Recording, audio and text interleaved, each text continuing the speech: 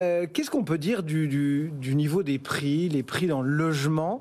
Est-ce qu'on rentre dans un nouveau cycle, un cycle baissier, Gaël?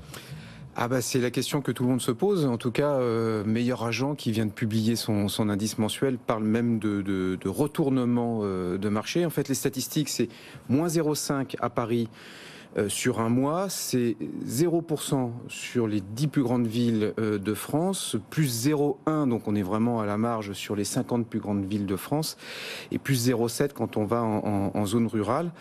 Et tout ça, ça donne sur un mois des prix qui sont flat en France. Alors, ça cache quand même une certaine inquiétude.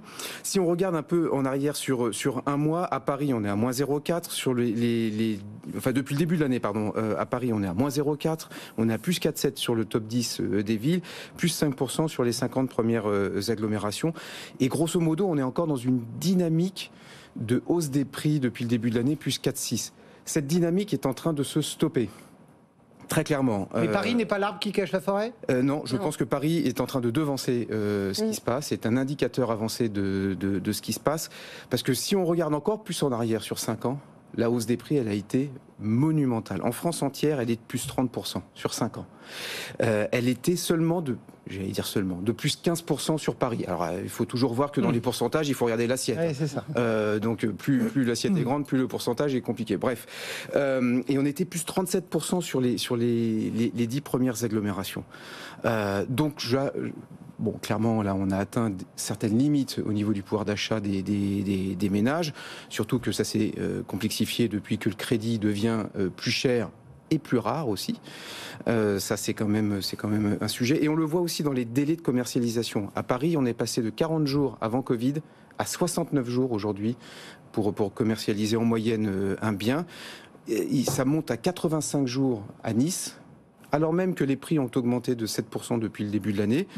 Ça monte à 76 jours à Montpellier, alors que les prix ont encore gagné 10% depuis le début de l'année. Donc on a quand même des phénomènes assez marquants.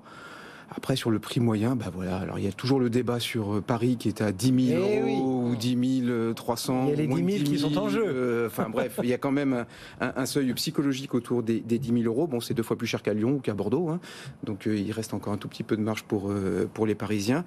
Sur l'avenir, ce que dit Meilleur Agent dans sa note de conjoncture, c'est que ils s'attendent quand même à la fin de la hausse des prix.